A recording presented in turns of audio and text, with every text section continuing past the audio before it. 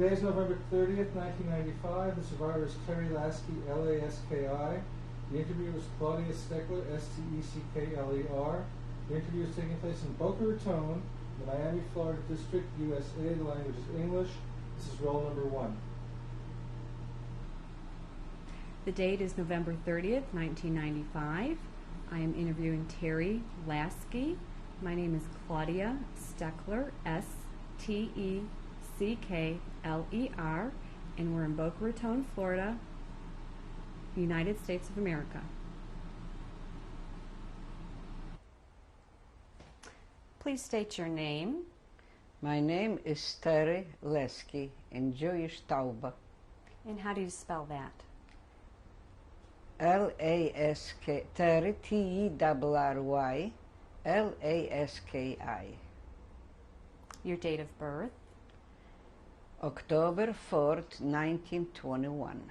And how old are you now? 74. And where were you born? In Warsaw, Poland. Bring me back to before the war for you. What was your childhood like? What was your life like?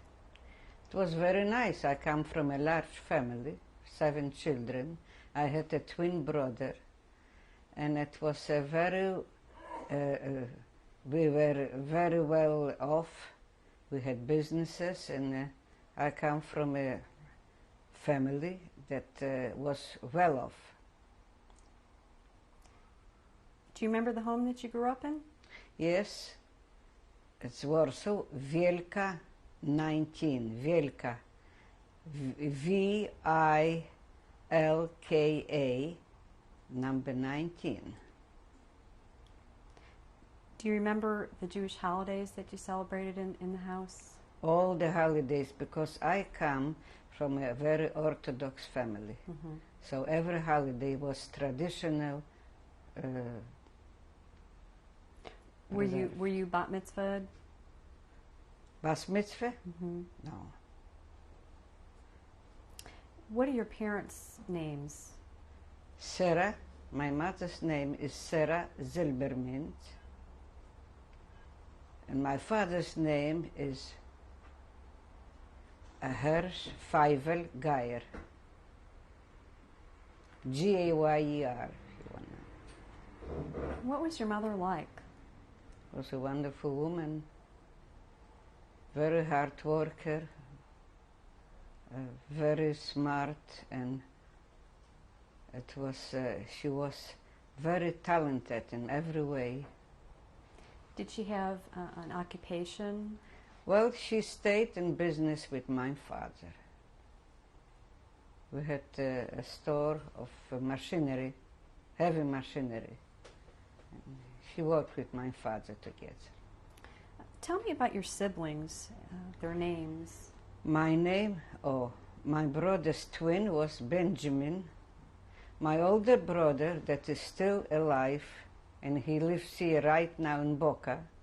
One and only brother left from 7 children. He's the oldest and I'm almost the youngest. His name is Abraham Geyer. My second brother was Isaac. And then I had 2 sisters. One is Hela, and one is Regina. And Benjamin, as I said, was my twin brother, and the youngest brother was Benny, or Berek in Polish. What kind of schooling did you have? I finished high school and a grade school. I finished Ort with a diploma, which had high school education, 10 years in school. I just finished before the war. Did you have a particular best friend while you were in high school? I had a lot of friends, but not anybody that is alive that I know of. Do you remember any of their names? Well, I just can't recall right now. What was her name? I can't recall. For some reason. Well, that's okay. Do you remember noticing anti-Semitism growing up? Oh, and how? In the neighborhood where I lived were very few Jews. We lived in the same building for 25 or 26 years. And my mother had all the children in the same apartment. They were all born the same. As a matter of fact, that I didn't know well Jewish when I was young. My parents used Jewish language, but we preferred to speak Polish because we were afraid if we go out in the street sometimes they shouldn't hear us speaking the Yiddish Jewish language. So we preferred to. Children spoke Polish, and I'm used to speak Polish with my husband of today. What would happen if you didn't speak? I don't know what happened, but I got used to it, and maybe they will look strange at me, or maybe as children, maybe not. But as grown up, maybe that would be different. So how did the war experience begin for you, and what age were you? Well, I was about 17, I think. When the war started, I was 16 or 17. I was through with high school. I just graduated, and the war started in 1939, September. And what happened And then? well, I didn't intend to leave my family because we were 7 children. But my oldest brother went for excuse me, on the other side of out, because the Germans started to come in to Warsaw, and he went to go to the other side away from Poland to save the rest of the family. He thought if he goes there, then he will be able to take the family in. But my mother really didn't want to go. She didn't want to leave the house. I went to on the other side by accident. My brother's friend helped me to get out from there. He was in love with me at that time, and he helped me to get out. By accident, I was really saved, because in a week time, the Germans closed the border, and my brother and me, we were in Białystok, didn't have a chance to go back for the family. That's the way my family was left in Warsaw. All 5 children and my parents and a maid. So your friend helped you escape across the border? Well, my brother's friend, my brother's very close friend. How did he do that? Excuse me? How did he do Well, that? he went there with, his friend went there with my brother, and he helped me to get there. And then where And did then I met my brother in Białystok. So did your parents explain what was happening at that point? My parents didn't explain. My father really wanted to go, to get out, but my mother refused. She would never leave her house, the children. So they remained there in Warsaw. I wish they wouldn't, but they did. So then where did you go after that? Well, I was in Belarus and Białystok, and from there the Russian came, and they gave us an ultimatum, saying, if you want to go take the Russian papers, then they're going to send you to Russia. If you want to remain here, it's up to you, then you remain there. For some reason that I don't really know, I went with a friend. We signed in for the papers to go to Russia. And my brother didn't want to sign in. So they took him anyhow, but they sent him to Siberia for punishment because they didn't accept their papers. The papers were to make agreement for 1 year they sent you away deep in Russia. And after this year, maybe I had a chance to travel someplace else. That was Sverdlovsk. That's the name of the place where I was sent in Russia. And I was there about a year. And after the year was finished, my brother was sent away a different place. After I was there, after that year, I found out about my cousin that is here in this country, my first cousin. She was in Bobruisk, Belarusia, and she helped me to get to her, to Bobruisk. So you had no contact then with your remaining family that was in... No, not at all, not at that time, no. And then your brother, your older brother that My was older sent... brother didn't accept the paper, they sent him to Komi SSR. He was sent away like a punishment camp.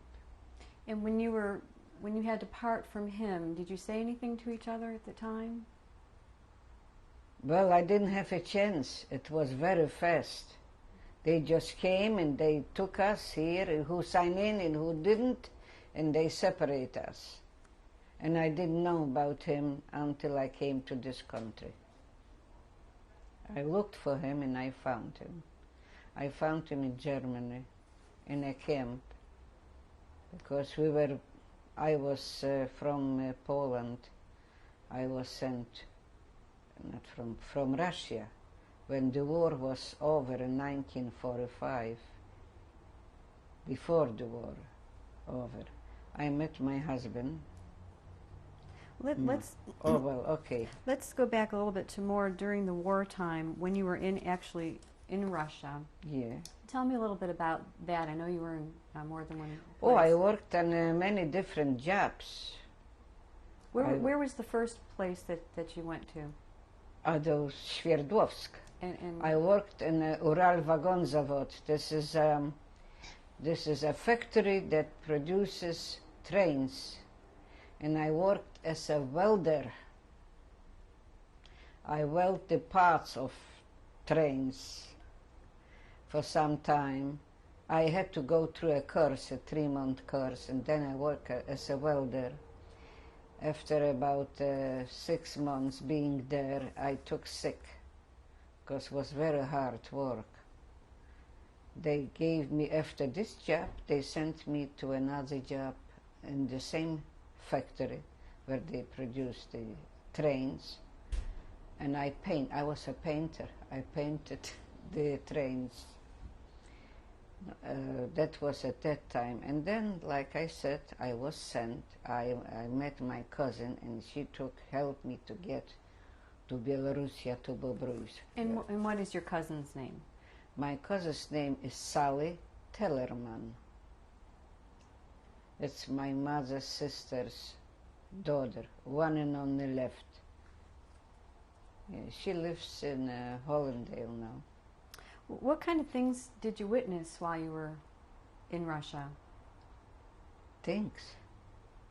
Well, hunger and starvation because we didn't really have food to eat. I worked in a hospital. I worked in many jobs. Well, what was the next I one worked after? in hospital as the doctor's helper in a hospital where it was forced labor. Those people, old people, older, they worked there on different jobs, and they took sick they were not young, they were older people. And I worked there to help out. He was a doctor from Romania, and I helped him as a doctor helper, nurse, whatever you call it, for a year. I had agreement for a year. After that year of agreement, I was free to go someplace else. And then where did you go next after that? Well, that was in Kuibyshev. And Kuibyshev was the Polish embassy. They wanted to send me to go to Middle Asia I forgot the name already. They want me to go to. They were sent. I forgot the name of that place. Tagaskan. That's where the embassy went, but I didn't want to go because I got a job. In the meantime, I didn't want to go because the climate was very hot. I was in Kuibyshev. At that time, I got a job in an airline factory that I worked as a checker. I checked parts of aeroplanes. It was a very strange job because in general they didn't trust foreigners, but they check on my lifestyle and they trust me to work for them for some time. Then I had a friend that lived in Izhevsk, it's beginning of Ural, and he helped me, my friend helped me to go there. So that's where I met my husband, in Izhevsk. He worked in an office someplace, and I worked in an office. I worked as a bookkeeper helper. At that time, when I went to check my papers, my documents in Russia, I came to a little place, and in this place, my husband lived there for some time. And then I went to it was also organized. All Polish people were organized in one place, and I went there once for a meeting, and I met him. Do you remember the friend's name that introduced you? The friend's name was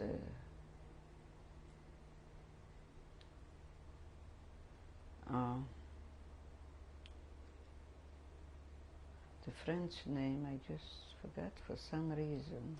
And what is your husband's name? Mark Laski. We were born and grew up in one building in Warsaw. I expect anything but not to meet him at that time. And he knew my background, my family, and I knew his. He was the one and only child, and I come from a big family.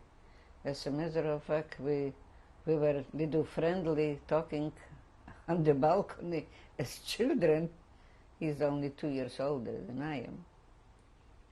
But I never expect to meet him there. And we were out for a couple of weeks, and we decided that we understand each other, and we got married. That was in 1945, September 10th. So during this time, did you try to contact your family or write your family that was back in Poland? Yes, when I was sent in Sverdlovsk, I used to try to send letters to my family. I received letters from my sisters, but they didn't say exactly what was. At one time, I sent a letter. The letters were very few, 1 or 2 for that year that I lived there. Then I asked why everybody signs their name in except my mother. So finally I received a letter from my sisters that the mother is already dead. She was killed by the Germans just 2 weeks before Passover. She was standing in line to receive bread for the family. With all the breads in their hands, a Gentile woman, Polish woman, came over to the Germans and pointed on her because she didn't look really Jewish and said she's a Jew. And they killed her on the spot with the bread in their hands. That was this letter I received. And that's why she never write anything to me except the sisters. That was the time when she was already 10 months dead. Well, I was very sick after this because it was a shock for me. That's all. I didn't receive any more letters from my family. I received maybe 2, and that was the last one. They were in a ghetto, I guess. They didn't write exactly where, but I presume they were in ghetto, in Warsaw ghetto. And then from that, you're not sure what happened? From that, I never heard anything from my brothers and sisters. I did look for them all over, just like I look for my brother. And I found him in Germany, some embassy found him, and he was in Germany in a camp. Which camp was that? He was in, I think, Feldafing. And how did you locate him? Excuse me? How did you find him there? They just placed them, because before I left Russia, I was writing to the Russian embassy and asking for his name if they know anybody. Or I also tried to contact the Polish embassy in Russia. They should find my brother, because I know he was sent to Komi SSR. Well, he was barely alive, because when he was sent down there, they was very strict. They didn't trust you. They didn't trust Polish people in general, because they knew that we're coming from a capitalistic country, and especially my brother that didn't want to accept their visa, their papers. So he was sent there for punishment.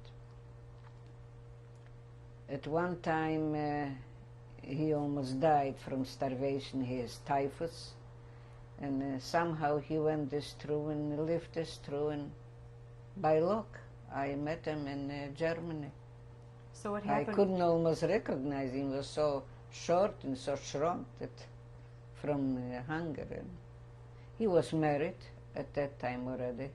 He married a girl from Poland, from Krakow. And he came to my house.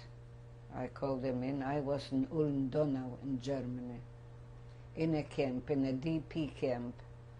I lived there for 4 years. And there I gave birth to my oldest son, Henry.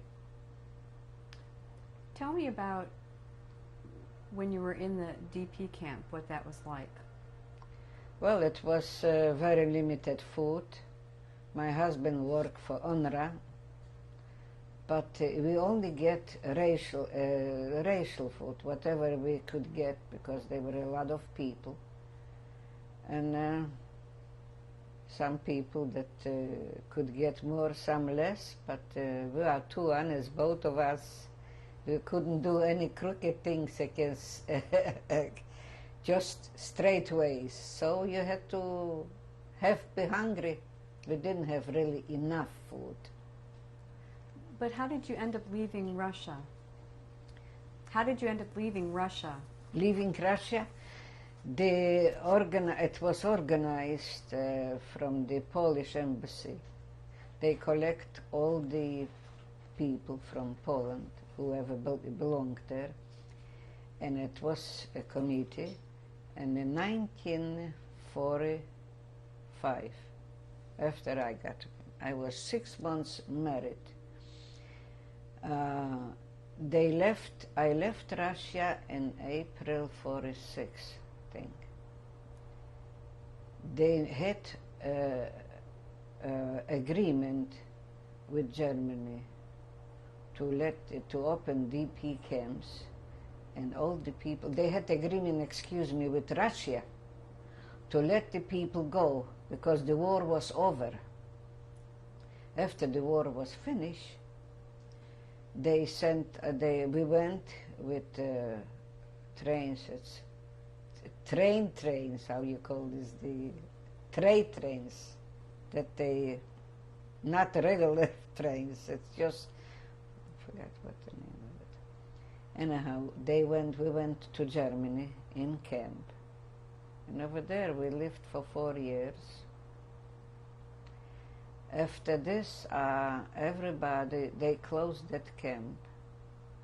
And anybody had to go to different places in Germany.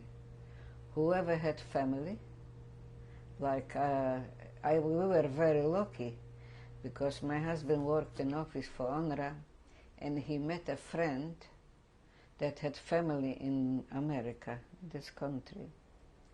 His uncle was very well off, and he was single, and he promised to take us over here. I was with a child, with a 2-year-old boy, that they wouldn't let us, because we were about to go to Israel. A lot of people went to Israel because that's one country they accept us from Germany. And other people went to different countries wherever they could get. Oh. Okay. I stop? Yeah, wherever they could get. So that friend came to this country, and he talked with his uncle to help us out somehow to come to America. And didn't last too long. In a few months, they sent us papers. He agreed to take us in here. And that was the time when I arrived, November 30th. Today is the day, 1949. Exactly 46 years. I was lucky to come here with my family. Of course, that Hayas took care of us. The organization, Jewish organization Hayas. Well, they sent us wherever they could. For 3 months I stayed in a shabby hotel, but I had to. Unfortunately, you go wherever you could go. They helped us for the few months, and then my husband got a little job. This is this country you want to know, for $25 a week, 1949, in a pen factory. And then from this we stayed there for 3 months, and I was looking for my family that was in this country. So I went to Hayas and I told them all my background to my family, and I happened to have here a great aunt, my father's aunt. She was my great aunt. She was my grandfather's stepsister, but she was the most wonderful person. Stop. We need to change the tape. Okay.